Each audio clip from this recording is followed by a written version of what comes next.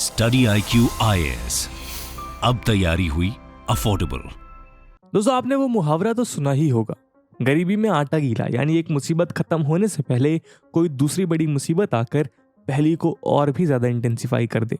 अगर हम अपने पड़ोसी देश पाकिस्तान की तरफ गौर से देखें तो आज उसकी हालत इस मुहावरे में एकदम सटीक बैठती है। पाकिस्तान की परेशानियां पहले ही कम नहीं थी कि एक के बाद एक से बढ़कर एक नई मुसीबत वहां आकर अपना तांडव मचा रही है। गवर्नमेंट और आर्मी का एजिटेशन, इंटरनल स्टेबिलिटी में फ्लक्चुएशन, इकोनॉमी में इन्फ्लेशन और ग्लोबल स्टेज पर रिटार्डेशन पाकिस्तान की हालत खस्ता कर चुका है।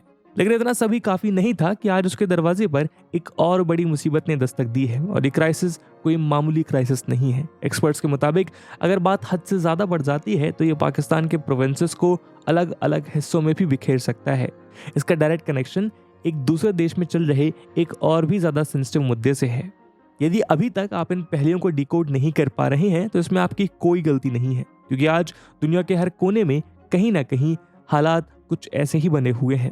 खैर, आपको बता दें कि यहाँ हम बात कर रहे हैं ईरान में चल रहे मैसिव एंटी गवर्नमेंट प्रोटेस्ट की। आप सोच रहे होंगे कि आखिर इसका पाकिस्तान से क्या लेना देना है, ईरान का बलूचिस्तान से क्या लेना देना है, और इन प्रोटेस्ट में पाकिस्तान के डिवीजन की बात क्यों निकल के आ रही है। वहीं दूसरी ओर अगर न्यूज सोर्सेस की माने तो इंडिया भी पीओके को लेकर कुछ सिग्निफिकेंट प्लान कर रहा है। तो क्या ये क्राइसिस इंडिया के लिए पीओके में भी कुछ सब्सटेंशियल अपॉर्चुनिटी प्रोवाइड कर सकती है? आज के इस वीडियो में हम इन सभी कॉम्प्लेक्स लिंकेजेस को आसान भाषा में कनेक्ट करने वाले हैं। लेकिन आगे बढ़ने से पहले मैं आपको बता दूं कि इस वीडियो की इंपॉर्टेंस यूपीएससी मेंस के GS2 के IR सेक्शन के लिहाज से काफी ज्यादा है। इसके बारे में हम वीडियो के अंत में और भी बात करेंगे, पर फिलहाल के लिए अपने डिस्कशन को हम आगे बढ़ाते हैं। दोस्तों, अगर आपकी कभी यूपीएससी के एग्जाम से नजदीकियां रही हैं तो आप इस बात से भली भांति परिचित होंगे कि यूपीएससी CSE की तैयारी सिर्फ एक एग्जाम की प्रिपरेशन नहीं बल्कि एक लाइफस्टाइल है। पर आप सोच रहे होंगे, सर की तैयारी तो हम सब भी करना चाहते हैं, पर हमारे सपनों के पंखों को इस एग्जाम की तैयारी की महंगी फीस काट देती है। तो मैं आपसे कहूंगा कि ये पंखों के काटे जाने की कहानी आखिरी साल तक थी, क्योंकि स्टडी IQ ने आपकी इस तैयारी को नए पंख देने का प्रण लिया है। क्योंकि स्टडी IQ आपके लिए सुपर लर्निंग डे सेल्स लेकर आया है, जिसके अंतर्गत आप इस देश के सबसे बेहतरीन यूपीएससी फाउंडेशनल बैचेस को मात्र 17,499 के सुपर डिस्काउंटेड प्राइस में अवेल कर सकते हैं अगर आप AG live coupon code use करते हैं। इसकी स्टार्टिंग 30 नवंबर मॉर्निंग 8 AM से हो रही है। इन फाउंडेशनल बैचेस में 900 घंटे से ज्यादा की लाइव क्लासेस होंगी। प्रीलिम्स में आपको परिपक्व करने के लिए प्रैक्टिस क्वेश्चंस दिए जाएंगे, मेंस की आंसर राइटिंग प्रैक्टिस होगी और आपके डाउट्स को किसी भी समय क्लियर करने के लिए मिलेगी 1-to-1 मेंटोरशिप, जिसके अंतर्गत आप अपने एकेडमिक और नॉन एकेडमिक डाउट को क्लियर कर सकते हैं। और फाउंडेशनल बैचेस के अलावा दोस्तों, ऑप्शनल सब्जेक्ट के बैचेस भी सुपर डिस्काउंटेड प्राइस में अवेलेबल है। तो दोस्तों, अगर आपने या आपके किसी भी जानने वाले दोस्त ने या फिर भाई बहन ने यूपीएससी का सपना देखा है तो सपने को पंख देने का इससे अच्छा मौका नहीं मिल सकता। बाकी सभी अपडेट्स के लिए आप मुझे मेरे सोशल मीडिया हैंडल्स पे फॉलो कर सकते हैं। दोस्तों, किसी भी क्राइसिस को समझने के लिए उसकी जड़ को समझना बेहद जरूरी है। आइए सबसे पहले ईरान के प्रोटेस्ट के डीप रूट्स को एक्सप्लोर करते हैं। दोस्तों, आपको अरब स्प्रिंग का किस्सा तो याद ही होगा। 2011 में ट्यूनीशिया जैसी टाइनी कंट्री में उनकी डिक्टेटोरियल गवर्नमेंट के अगेंस्ट एक छोटी सी चिंगारी ने जन्म लिया। ये चिंगारी बढ़ते बढ़ते कब एक वाइल्ड फायर में तब्दील हो गई, किसी को इसका पता नहीं चला। सबसे पहले इसने ट्यूनीशिया को अपनी चपेट में लिया और फिर एक एक करके एक डोमिनो की तरह मिडिल ईस्ट के ज्यादातर देश इसके आगे गिरते गए। इसका इफेक्ट इतना स्ट्रांग था कि बहुत से देश तो इसकी चपेट से आज तक भी बाहर नहीं निकल पाए हैं। हालांकि ये आग तो काफी हद तक बुझा दी गई, लेकिन इसके घाव मिडिल ईस्टर्न कंट्रीज में आज भी तरोताजा हैं। आज ईरान की हालत देखें तो लोगों के गुस्से से कहीं ना कहीं उन्हीं दिनों की याद आ रही है। जिस तरह अरब स्प्रिंग में प्रोटेस्टर्स को यूनिफाई करने और उनकी कलेक्टिव डिमांड्स को दुनिया के सामने पेश करने में सोशल मीडिया ने बहुत बड़ा रोल प्ले किया था, उसी तरह आज ईरानियन सिटीजन्स भी अपने इन प्रोटेस्ट के लिए टिकटॉक को अपना सबसे बड़ा हथियार बना रहे हैं। इस्लामिक रजीम को चैलेंज करने में ईरान की ये टिकटॉक जनरेशन आज सबसे आगे बढ़कर एक अहम रोल प्ले कर रही है। इन टिकटॉकर्स के की स्लोगन विमेन, लाइफ और फ्रीडम से आज पूरा ईरान गूंज रहा है। हम ये नहीं कह रहे हैं कि इसका अंजाम भी अरब स्प्रिंग की तरह होने वाला है, लेकिन इनकी इंटेंसिटी को देखते हुए ये तो साफ हो जाता है कि ये प्रोटेस्ट ईरानियन गवर्नमेंट का पीछा बहुत आसानी से नहीं छोड़ने वाले। दोस्तों, जैसा कि हम जानते हैं, ईरान के इस्लामिक रजीम के अंडर विमेन की सिचुएशन कभी भी ज्यादा अच्छी नहीं रही है। ईरान में विमेन के राइट्स की लड़ाई ने एक लंबा सफर तय किया है। ये ऑनगोइंग प्रोटेस्ट इसी लंबी जर्नी का एक नया फेज है। किंतु फेज दिन ब दिन अपनी इंटेंसिटी मल्टीप्लाई करता नजर आ रहा है और इसकी इंटेंसिटी इसके आसपास के रीजन की फॉल्ट लाइंस को उजागर कर रहा है। हाल ही में इसका एक एग्जाम्पल हमने सऊदी अरेबिया और ईरान के बीच के वॉर की प्रेडिक्शंस में भी देखने को मिला था। और अब बात पाकिस्तान के बलूचिस्तान प्रोविंस पर भी आ गई है। लेकिन दोस्तों, उस पर आने से पहले आइए एक बार इन प्रोटेस्ट की टाइमलाइन पर गौर करते हैं। तो बात है सितंबर 2022 के शुरुआती दिनों की। ईरान में 22 साल की एक Iranian Kurdish women Mahsa Amini अपने ब्रदर के साथ तेहरान में पहली बार विजिट के लिए गई थी। लेकिन शायद वो नहीं जानती थी कि ये विजिट उनके लिए इतना बड़ा टर्न ले लेगी। खैर, जैसे ही वो मेट्रो स्टेशन से बाहर निकली, उनको ईरान की मोरालिटी पुलिस के द्वारा अरेस्ट कर लिया गया। और वो क्यों? वो केवल इसलिए क्योंकि उन्होंने अपना हेड स्कार्फ ठीक से नहीं पहना था। पुलिस के मुताबिक उनका ड्रेस कोड रिवीलिंग था। जिसके बाद उनको अरेस्ट करके तेहरान के पुलिस स्टेशन ले आया गया और वहां पर वो बेहोश हो गई। जब तक वो हॉस्पिटल पहुंच पाती तब तक उनको ब्रेन डेड घोषित कर दिया गया था। 3 दिन बाद उनको हॉस्पिटल ने पूरी तरह से डेड डिक्लेयर कर दिया। पुलिस का कहना था कि महसा अपनी इस अरेस्ट के बाद कोमा में चली गई थी, किंतु आई विटनेस ने बताया कि उनको पुलिस की वैन में टॉर्चर किया गया था। उनकी इस डेथ ने पूरे ईरान को झंझोर कर रख दिया। लोगों का गुस्सा तेजी से बढ़ने लगा। ईरानियन सोसाइटी के हर हिस्से में हजारों की संख्या में प्रोटेस्टर्स सड़कों पर उतरने लगे। देखते ही देखते प्रोटेस्ट एक पॉपुलर रिवोल्ट में तब्दील हो गया। 1979 के ईरानियन रिवॉल्यूशन के बाद से ही उनके सुप्रीम लीडर अयतुल्ला खमीनी ने विमेन के ड्रेस कोड पर बेहद स्ट्रिक्ट रूल्स इन्फोर्स किए हैं। 1990 से ईरान में कंपलसरी हिजाब का रूल चल रहा है। ये उनके लिए कोई चॉइस नहीं है, बल्कि उनकी बॉडी के ऊपर रिलीजियस आइडियोलॉजी का बर्डन इम्पोज किया जा रहा है। यहाँ स्टेट और पैट्रियार्की मिलकर विमेन की बॉडी को रूल करना चाहते हैं और उसको इंश्योर करने का जिम्मा 2005 के बाद से उनकी मोरालिटी पुलिस को सौंपा गया है। मोरालिटी पुलिस की क्रूएलिटी वहां पर पहले भी बहुत बार देखी गई है। आपको जानकर हैरानी होगी कि पिछले 1 साल में इन्हीं लॉस के कारण 3.6 मिलियन विमेन को अरेस्ट किया गया है। लेकिन आज ये प्रोटेस्ट इस बात का सबूत है कि विमेन इससे ज्यादा सफर करने के लिए तैयार नहीं है। आज उनकी सोसाइटी एक साथ आकर इतने रिग्रेसिव लॉस के अगेंस्ट सिविल डिसोबीडियंस शो कर रही है। महसा को केवल उनके हेयर के कुछ हिस्से को डिस्प्ले करने के लिए मार दिया गया, लेकिन आज विमेन प्रोटेस्टर्स खुलेआम अपने हेड स्कार्फ को अबैंडन कर पब्लिक में अपने हेयर चॉप कर रही हैं। हाई स्कूल की गर्ल्स भी इस रेजिस्टेंस को शो करते हुए डेथ टू द डिक्टेटर जैसे नारे लगा रही हैं। महसा आज केवल एक मामूली ईरानियन विमेन नहीं, बल्कि ईरान की रिलीजियस अथॉरिटीज के ऑपरेशन के अगेंस्ट रेजिस्टेंस का एक सिंबल बन चुकी है। ईरान में पहली बार उनकी विमेन कम्युनिटी ने अपने डर को ओवरकम करके सोसाइटी से सपोर्ट डिमांड किया है और उसी का नतीजा है कि इस मूवमेंट ने इतना विशाल रूप ले लिया। विमेन्स राइट के सपोर्ट में शुरू हुई ये प्रोटेस्ट अब पूरी इस्लामिक रिपब्लिक के डाउनफॉल की मांग करने लगा है। जाहिर है कि ईरान के रिलीजियस लीडर्स भी इसके चलते शांत नहीं रहने वाले हैं। ईरानियन पार्लियामेंट के मेजर लॉ मेकर्स ने तो देश की जुडिशरी को प्रोटेस्टर्स के अगेंस्ट जल्द से जल्द डेथ पेनल्टीज इन्फोर्स करने के लिए पुश किया है। इसके थ्रू वो खुलेआम इन प्रोटेस्टर्स को एक थ्रेटनिंग मैसेज कन्वे करना चाहते हैं। इन प्रोटेस्ट को क्रश करने के लिए उन्होंने जगह जगह सिक्योरिटी पुलिस को अनलीश किया हुआ है, जो इनको खत्म करने की हर मुमकिन कोशिश कर रहे हैं। दोस्तों, इन प्रोटेस्ट में 200 से भी ज्यादा लोग मारे जा चुके हैं और लगभग 15,000 प्रोटेस्टर्स को गवर्नमेंट द्वारा अरेस्ट कर लिया गया है। लेकिन ये प्रोटेस्टर्स किसी भी सूरत में इस क्रैकडाउन के आगे झुकने के लिए तैयार नहीं है। उधर सुप्रीम लीडर इन प्रोटेस्ट का इल्जाम फॉरेन गवर्नमेंट्स पर डाल रहे हैं। उनका कहना है कि ये यूएसए और सऊदी अरेबिया जैसे राइवल फोर्सेस का ही करा धरा है। खैर, वो सच हो या ना हो, लेकिन एक बात तो तय है, और वो ये कि 1979 के बाद आज पहली बार ईरानियन विमेन अपने लीडर्स की ऑथोरिटेरियन रूलिंग को सबसे ज्यादा चैलेंज दे रही हैं।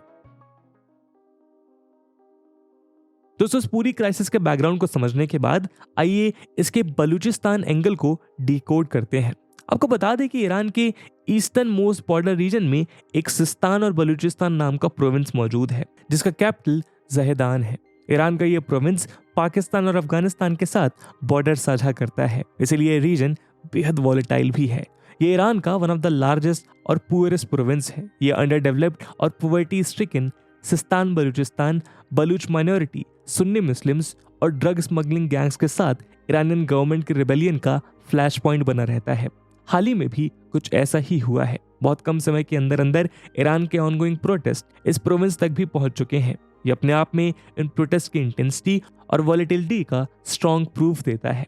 लेकिन दोस्तों यहाँ आपको बता दें कि सिस्तान बलूचिस्तान के प्रोटेस्ट बाकी देश के प्रोटेस्ट से काफ़ी अलग हैं। ईरान में बलूच ग्रुप केवल एक एथनिक माइनॉरिटी नहीं है, बल्कि एक सेक्टेरियन माइनॉरिटी भी है। यहाँ पर मौजूद सुन्नी माइनॉरिटी और सेपरेटिस्ट मूवमेंट्स को ईरान के द्वारा एक टेररिस्ट ऑर्गेनाइजेशन की तरह देखा जाता है। इन रिसेंट प्रोटेस्ट में बलूच के साथ साथ इस रीजन के बाकी दूसरे ग्रुप्स को भी उनके राइट्स के लिए लड़ने की अपॉर्चुनिटी दी है। हालांकि रिसेंट प्रोटेस्ट में हमें सेपरेटिस्ट स्लोगन्स इतने ज़्यादा सुनने को नहीं मिले हैं, लेकिन इस रीजन के प्रोटेस्टर्स को कंपैरेटिवली ज़्यादा वायलेंट क्रैकडाउन फेस करने पड़ रहे हैं। इसी डेडली वायलेंस के बीच यहाँ पर एक पुलिस चीफ द्वारा एक लोकल टीनेज गर्ल के रेप का केस भी सामने आया है, जिसके कारण सिस्तान बलूचिस्तान प्रोविंस की सिक्योरिटी सिचुएशन और भी ज़्यादा खराब हो गई है। इसी के चलते 30 सितंबर को जहेदान में एक डेडली क्लैश में 6 पुलिस पर्सनल्स और लगभग 95 प्रोटेस्टर्स की डेथ हो गई। इस इंसिडेंट को प्रोटेस्टर्स ने ब्लडी फ्राइडे का नाम दिया। इस्लामिक रिचुअल के अकॉर्डिंग इन प्रोटेस्टर्स की डेथ को मॉर्न करने के लिए कई हजार लोग 40 दिन बाद जहेदान में फिर इकट्ठा हुए और इस दौरान लोकल्स और सिक्योरिटी ऑफिशियल्स के बीच एक और क्लैश देखने को मिला। दोस्तों, जब से सिस्तान और बलूचिस्तान में इन प्रोटेस्ट के अगेंस्ट एक डेडली क्रैकडाउन शुरू हुआ है, तब से वो पाकिस्तान के साथ अपने बॉर्डर को बार बार ओपन और क्लोज कर रहा है। इस रीजन में पाकिस्तान और ईरान के बीच बहुत से एंट्री पॉइंट्स हैं। पिछले कुछ महीनों से ईरान इन पॉइंट्स को कई दिनों तक बंद कर देता है और फिर अचानक रीओपन कर देता है। हाल ही में उसने पाकिस्तान के साथ अपने मेन क्रॉसिंग पॉइंट ताफ्तान को भी बंद कर दिया था। हालांकि ये बॉर्डर पूरी तरह से भी क्लोज नहीं किए गए हैं, किंतु यहाँ दिक्कत ये है कि इतने सेंसिटिव टाइम पर बॉर्डर का यूं बार बार बंद होना इन बॉर्डर्स के दोनों ओर रह रही फैमिलीज को बहुत ज्यादा इफेक्ट कर रहा है। इन्होंने क्रॉस बॉर्डर फैमिलीज और ट्रेडर्स के कॉन्टैक्ट को सबसे ज्यादा हार्म किया है। इस बॉर्डरिंग ईरानियन प्रोविंस में आज सिक्योरिटी सिचुएशन बहुत ज्यादा नाजुक है, जिससे ईरानियन बलूच और पाकिस्तान के साउथ वेस्टर्न प्रोविंस में रहने वाले बलूच भी इफेक्ट हो रहे हैं। लोगों के मुताबिक यदि बॉर्डर रीजन ओपन भी हो तब भी उसके थ्रू ट्रैवल करना सेफ नहीं है और तो और यहाँ ईरानियन पुलिस बहुत शार्प सर्विलेंस मेंटेन कर रही है। दोस्तों, यहाँ आप सोच रहे होंगे कि यदि ईरान को पाकिस्तान के बलूचिस्तान प्रोविंस से इतना ही खतरा है तो वो उसको परमानेंटली क्लोज क्यों नहीं कर देता। लेकिन दोस्तों, ईरान चाह कर भी ऐसा नहीं कर सकता। इसके पीछे एक बड़ा कारण है इन दोनों के बीच का ईरानियन ऑयल का इलीगल ट्रेड। ईरान से होने वाला इलीगल ऑयल ट्रेड यहाँ मौजूद क्रॉस बॉर्डर फैमिलीज के साथ साथ दोनों देशों की इकोनॉमीज के लिए भी बेहद इंपॉर्टेंट है। जैसे कि हम जानते हैं कि अमेरिकन सैंक्शंस के कारण ईरानियन ऑयल की सेल बहुत ज्यादा रेस्ट्रिक्ट हो चुकी है, लेकिन एक बार जब उसको पाकिस्तान में स्मगल किया जाता है तो उसके लिए नई अपॉर्चुनिटीज के भरमार ऑप्शंस खुल जाते हैं। ये लीगल ट्रेड इस रीजन में पाकिस्तान के बलूचिस्तान प्रोविंस के थ्रू ही किया जाता है। इसे लीगल ट्रेड से जनरेट होने वाले रेवेन्यू का एक मेजर पोर्शन ईरान के पास जाता है, जो उसकी इकोनॉमी के लिए भी बेहद प्रॉफिटेबल साबित हो रहा है। यूं तो ये इलीगल ट्रेड कई दशकों से चला आ रहा था, लेकिन उसको एक मेजर बूम 2014 में यूएसए द्वारा ईरान पर इम्पोज किए गए इकोनॉमिक सैंक्शंस के बाद मिला। यही कारण है कि जब भी दोनों में से किसी भी साइड की सिक्योरिटी फोर्सेस बॉर्डर को टाइटली मॉनिटर करती हैं, उस दौरान भी इस इलीगल फ्यूल स्मगलिंग के ऊपर कंप्लीट क्रैकडाउन नहीं किया जाता है।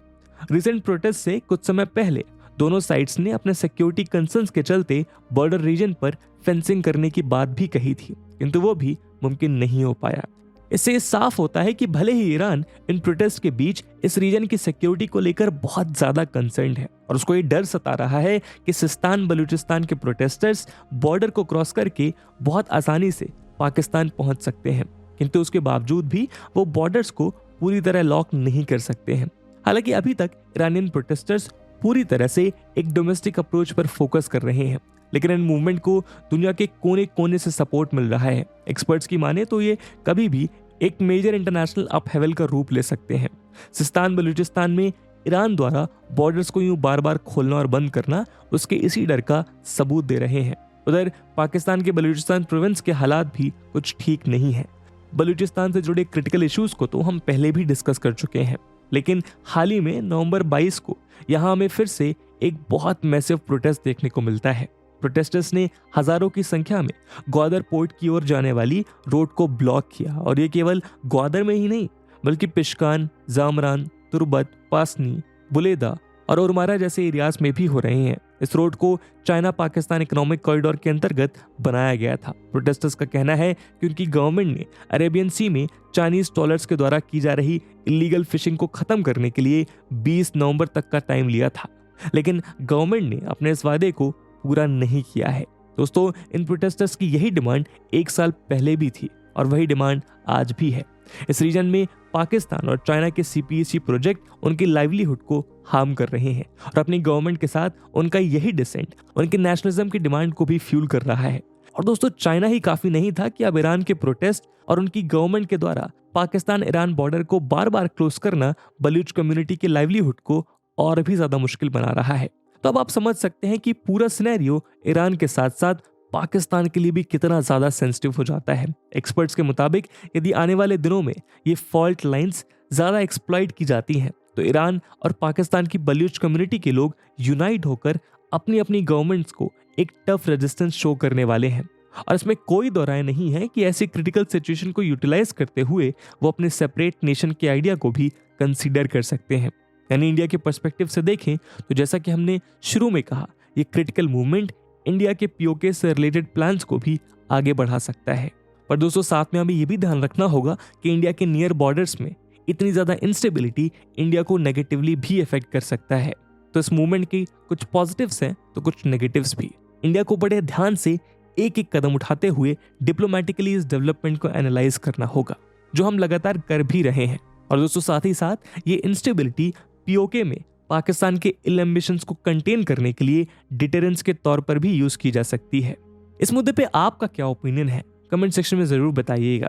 और जैसे कि हमने वीडियो के पहले भाग में बताया कि इस वीडियो की इंपॉर्टेंस UPSC मेंस के लिहाज से काफी ज्यादा है, तो उसी इंपॉर्टेंस को देखते हुए एक सवाल हम आपके लिए छोड़कर जा रहे हैं जिसको आपको कमेंट सेक्शन में आंसर करना है। And the question is, colonial powers have intentionally imposed pseudo boundaries on their colonies, which has become a major cause of ethnic tensions in the Middle East. Discuss. And with this question, my friends, that's it for the video. I hope आपको video पसंद आया होगा, और अगर पसंद आया है तो अपने दोस्तों के साथ साझा करना मत भूलिएगा। हम मिलते हैं अगली वीडियो में, तब तक के लिए जय हिंद, जय भारत। Study IQ IAS, अब तैयारी हुई अफोर्डेबल।